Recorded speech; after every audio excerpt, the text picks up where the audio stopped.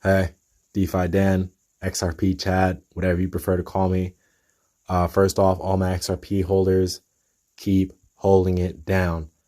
I know it's rough watching other coins blow up, life-changing money, while you're holding an asset it's moving and it's great. Don't get me wrong, it's better than most stocks. This is option money, but at the end of the day, I know it sucks to watch other coins moon while the coin that you know has the capability to moon, not moon, right? But it's not XRP's fault. It's the SEC's fault. And it's becoming very clear, right? Insiders from the SEC got invested into Ethereum before the ICO.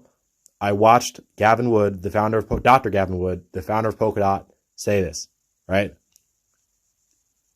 Would Dr. Gavin Wood, someone of his stature, you think he doesn't have the inside clue? He does, right? It's not just him either. Hinman from the SEC, Clayton, right? These guys, they both moved over into law firms after leaving. Clayton, obviously, one day before he leaves, files a lawsuit, right? Funny thing is, Hinman works for Andreessen Horowitz, right? And I know Andreessen Horowitz was an early investor into Ripple. So, I mean, when you're forming conspiracy theories, when you're forming theories, it starts getting hard to form a theory on a theory. That's why they get so difficult. So, like, see what I'm saying? Like, if you have a plausible outcome, right? And then there's two more possible plausible outcomes above that, then that branches again. It starts to get very complicated, right? So I don't know if this is basically just political theater or if the SEC is really trying to crush XRP. I don't know that. What I do know, right, is that we would be the only country to deem XRP as security, right?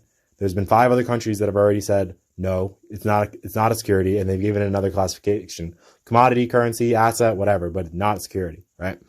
So, real fast, why Flare is going to dominate. The block times on Flare were about 300 milliseconds, right? So that means the entire consensus is happening in 300 milliseconds, right? Again, for reference, XRP, and this is a shout out to Coin Club Crypto. He's a coder. You guys should definitely follow him. He's a beast. He's working for XDC, or he was working for XDC, Zinfin, developing on XDC. Don't know if he's still doing that, but whatever. Follow him. He's a monster. Coders know what they're talking about, right? So he was basically explaining how Ripple XRP goes in these 5-second loops. Like the transaction happens in this 5-second loop. So that's why you can say it happens in 3 seconds, because usually, or like at any point, it'll be halfway done or halfway started, if that makes sense. So like that's why it's, 4 to 3 seconds, what you would say usually for an XRP transfer, right? But Flare is even faster than that. 300 milliseconds. I mean, that's wild. It's also, they're both delegated proof of stake, right? Between Flare and Solana.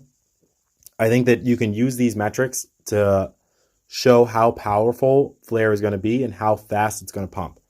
Personally, I mean, I'm even considering buying the IOUs off BitTrue, not knowing what the price is going to be. I mean, they were like 90 cents or $1 today-ish, right? So $1 for one, 90 cents for one, right? So basically with that IOU, if you buy that, when the network drops, you're owed a real token per each IOU that you own, right? Now, in general, what could happen is that crashes to 25 cents or something, or 10 cents as soon as you buy it, right? Here's the thing. Flare has 50 exchanges lined up for the launch, right? 50. I don't know about you, but have you ever seen a token release ever and have 50 exchanges lined up to drop it? I haven't. To me, that's a game changer right there. We have Hugo Filion. I've checked his credentials. His credentials are crazy. He's, I would say, as far as academics go or academia goes, you would say he's in the top 2%, 1% of the planet with like the level of prestige of the universities that he's gone to and what he studied and what he's done before this and blah, blah, blah, blah, blah, right? Also, you should know that Ripple funded Flare. So like Ripple gave Flare a huge amount of capital and helped them develop the entire network, right? So the reason why Flare is going to fly past Solana, in my opinion, is because Flare doesn't need the tokens on the network to secure the network, right? to me, that's the evolution, right? I don't want to give you guys too much alpha in my first video, right? But basically there's, you would say 4 generations of blockchain, right? Bitcoin generation 1, Ethereum generation 2, right? Sorry, now we got number 3. I don't want to, can't give you guys a broken finger. So for number 3, we have like Polkadot, Tezos, ADA, right? And then for number 4, that would be Flare, right? Because now you can build entire blockchains on there, right? That don't require the token to have consensus. That's insane. So now your money can basically work twice or potentially even 3 times from what I was talking with Jordan Harry from the Bearable Bulls team. But so yeah, so imagine you could put your Spark in a liquidity pool and stake it and somehow provided for governance voting on top of that. That would possibly be 3 ways of how to basically increase your profits from one investment. Lastly, I just want to get into the fact of, Solana crashing. I don't want to kick them while they're down or pull them while they're down. God forbid that happens to Flare or something one day. But honestly, they crashed at about 400 transactions, 400 milliseconds per transaction. Somehow their load came too high, and that's how they ended up crashing. Sorry for stuttering. But essentially, they had to shut it down in a centralized manner, if that makes sense. So the core developers from Solana, whenever they want, have the ability to shut down the network, right?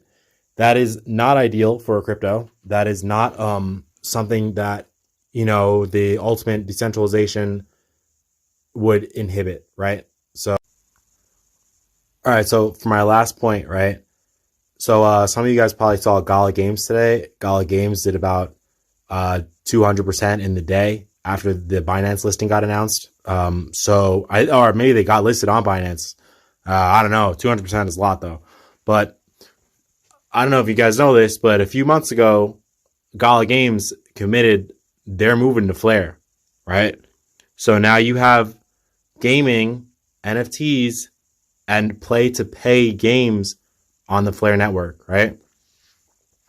Flare is basically XRP, Ethereum, and Avalanche all at the same time. And it enables any coin, not any coin, but the coins they choose, the F assets that they choose, to become smart contract capable, right? So let's say you had Doge, right? Doge is not smart contract capable, right? So if it was F Doge, right? If you converted it into F Doge, you could now use that token just like Ethereum could be used, except it would be Doge and it would be way faster because it's on the Flare network, right?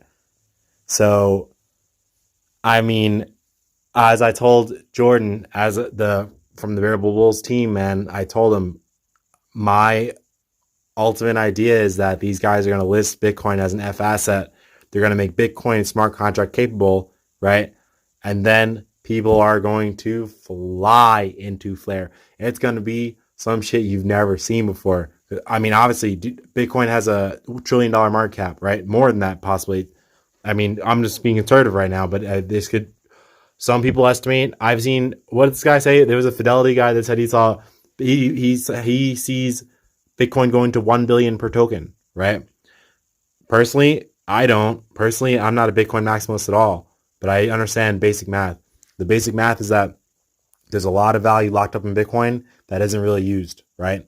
Because it's not smart contract capable, because that wasn't the original design of Bitcoin to begin with, right? Whether David Schwartz is Satoshi and created Bitcoin, that's a story for another time, right? But I'm telling you this. If Flare lists Bitcoin as an F asset, oh my God, it's going to be nuts. Nuts. Nuts. I pray Quant becomes an F asset. I pray, I pray a lot of these things end up becoming F assets. So that basically we can help increase the viability of the crypto market and increase our bags. All right. Thanks for your time. I'll have more videos. Thanks.